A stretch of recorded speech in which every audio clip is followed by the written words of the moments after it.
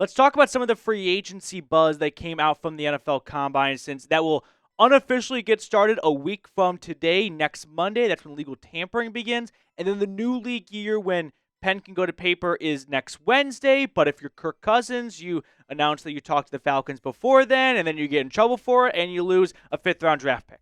All right, speaking of Kirk, he's the first person I want to talk about on today's episode because, of course, during the NFL Combine, his name came up a bunch when Raheem Morris and Terry Fontenot spoke to the media. ESPN's Dan Graziano wrote this on Kirk, saying, Kirk Cousins' $10 million 2026 roster bonus becomes fully guaranteed on the 5th day of the league year. But I was told that isn't a factor in the Falcons' timetable for moving on from him. They've already sunk $90 million into Cousins for less than 1 year's worth of games, and if they truly believe there's a trade market for him, the extra $10 million won't deter them from hanging on past March 17th. Odds are much stronger, however, that they won't find much of a market and will end up releasing Cousins at some point soon. This is a little bit of a new twist to the Kirk Cousins saga, if you will. Will Atlanta really eat $10 million to try and see if someone will trade for him? This to me seems like an Arthur Blank decision.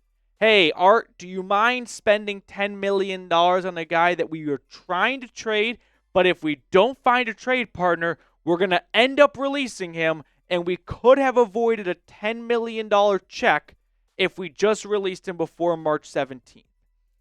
Like I said, that's an Arthur Blank decision, in my opinion, because that does not impact the Falcons' salary cap whatsoever. This is just, does the ownership want to write a check for $10 million, maybe get a draft pick, or avoid a $10 million check, release him, and absolutely get no draft pick whatsoever? You'd think that the Falcons have no leverage in this situation since Kirk has a no-trade clause, so if he does not want Atlanta to get a pick for him, he can veto every single trade. But the leverage Atlanta has is, all right, Kirk, you know what we're going to do? We're going to do this. We're not going to release you. We'll try to trade you, but if you say no to every trade, then we'll hold on to you. And then we'll release you in August. And every other team will have signed a quarterback or drafted a quarterback, and there'll be no starting jobs available. There might not even be backup jobs available. And at that point, you're not going to have many options. So either you don't use your no-trade clause and accept this trade that the Browns, the Colts, someone else has sent us, and go play for them, or we'll keep you hostage.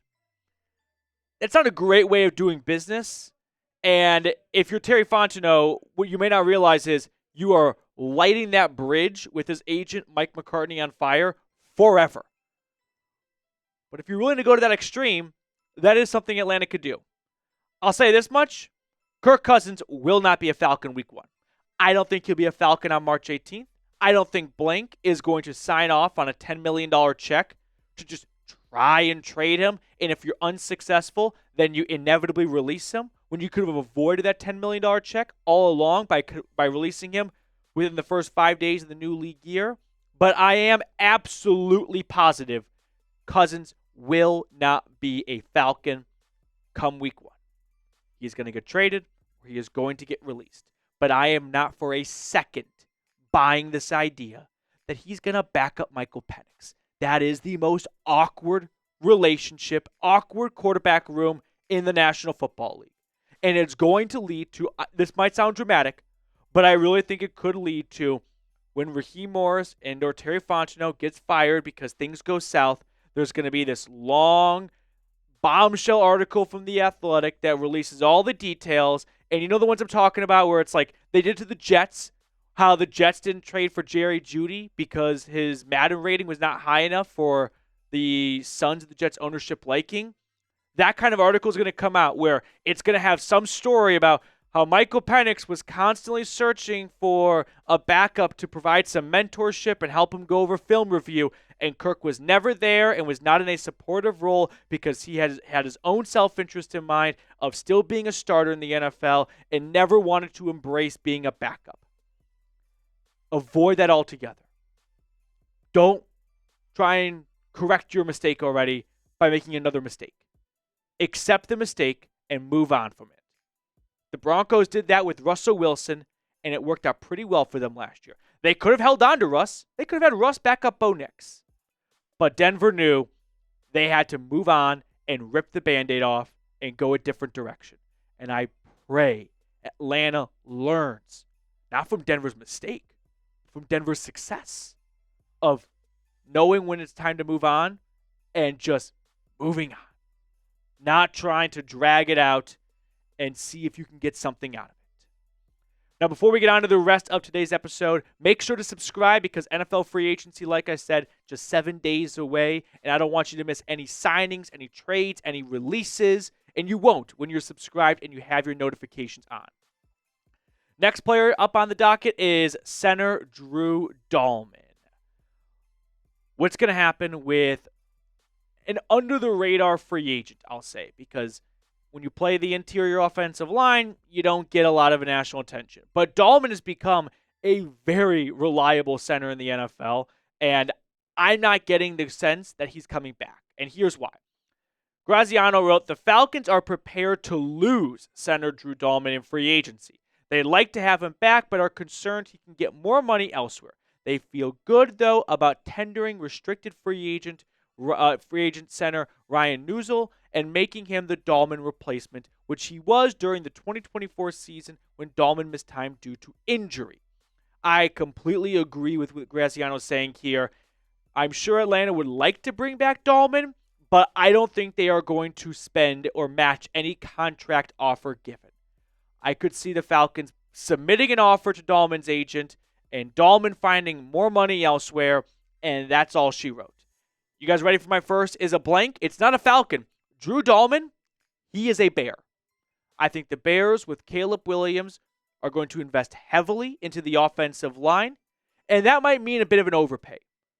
There's no way of really knowing what a player's worth. I guess you're worth what you're paid, but if the Falcons offer to give Drew Dalman $14 million a season, Chicago might come in and go, we'll give you 16. And Atlanta might look at that and go, yeah, that's probably a little bit too rich for us. And I don't think Atlanta's wrong for that. This is what I'm projecting Dalman's going to get. I don't think it's a mistake necessarily to let Dalman go in free agency if this is what another team wants to pay him, because I don't think he is a generational center.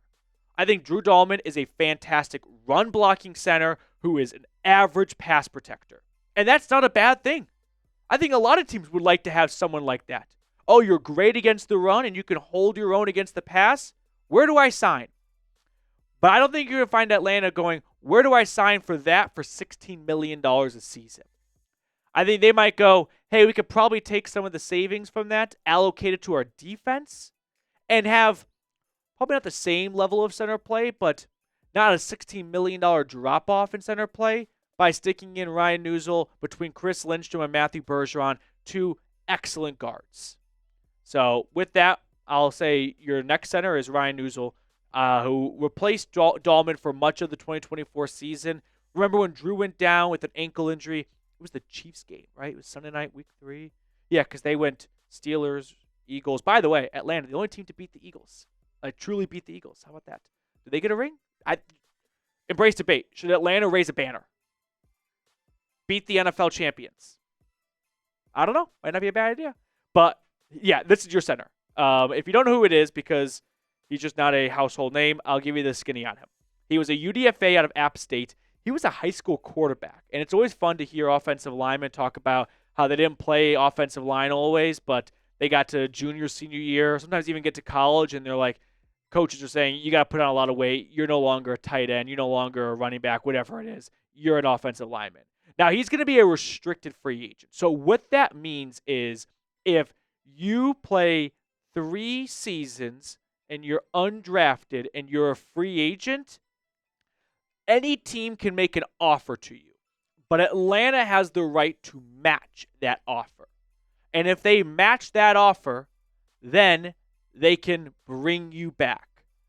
Or they can, and I might be getting this slightly wrong, but just the general gist of it, they can make an offer, and if a team matches Atlanta's offer, Atlanta can go, you can go play for the other team, But based on the offer we made you, we need this draft capital in return.